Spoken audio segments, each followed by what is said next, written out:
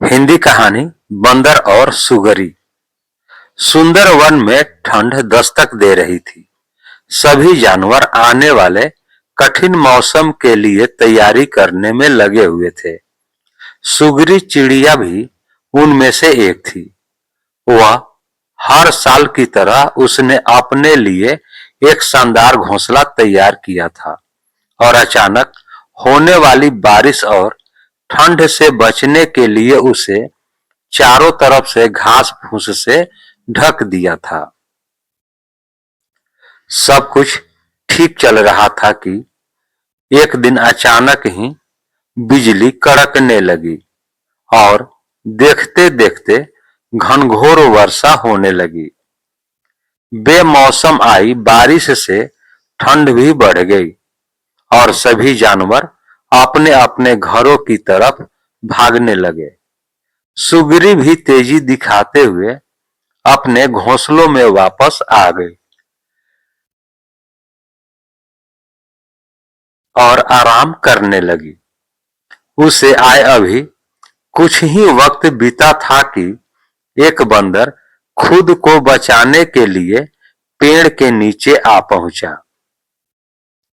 सुगरी ने बंदर को देखते ही कहा, तुम इतने होशियार बने फिरते हो तो भला ऐसे मौसम से बचने के लिए घर क्यों नहीं बनाया?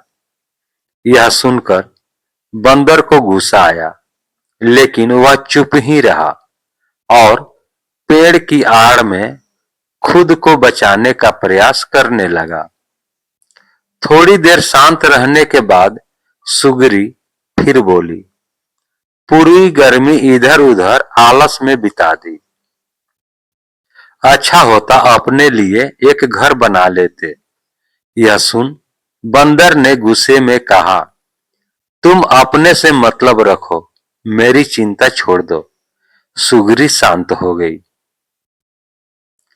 बारिश रुकने का नाम नहीं ले रही थी और हवाएं भी तेज चल रही थी। बेचारा बंदर ठंड से कांप रहा था और खुद को ढकने की भरसक कोशिश कर रहा था, पर सुगरी ने तो मानो उसे छेड़ने की कसम खा रखी थी।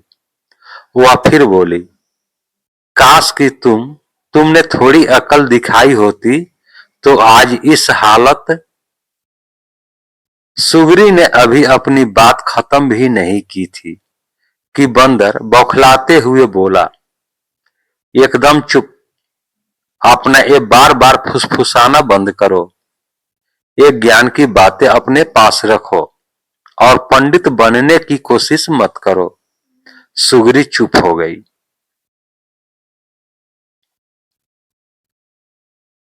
अब तक काफी पानी गिर चुका था।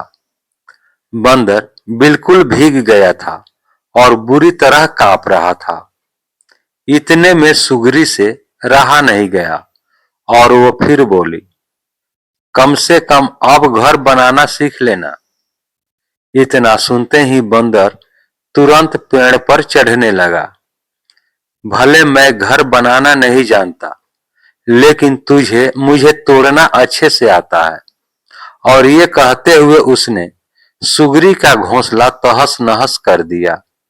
अब सुगरी भी बंदर की तरह बेघर हो चुकी थी और ठंड से कांप रही थी।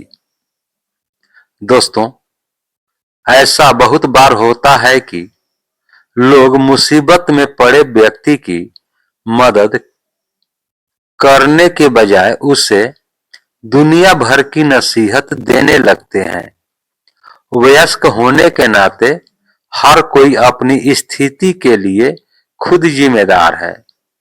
हम एक शुभचिंतक के रूप में उसे एकाध बार सलाह तो दे सकते हैं, पर उसकी किसी कमी के लिए बार बार कोसना हमें सुगरी चिड़िया की हालत में पहुंचा सकता है। इसलिए किसी मुश्किल में पड़े व्यक्ति की मदद कर सकते हैं तो करिए, पर उसे बेकार के उपदेश मत दीजिए। दोस्तों, यह कहानी आपको कैसी लगी? कहानी को लाइक करें, शेयर करें, चैनल पर नए हैं तो चैनल को सब्सक्राइब कर लें, बेल आइकन का बटन दबा दें कि आपको इस तरह की कहानियां मिलती रहे। अब हम लोग अगले वीडियो में मिलेंगे, तब तक के लिए जय हिंद।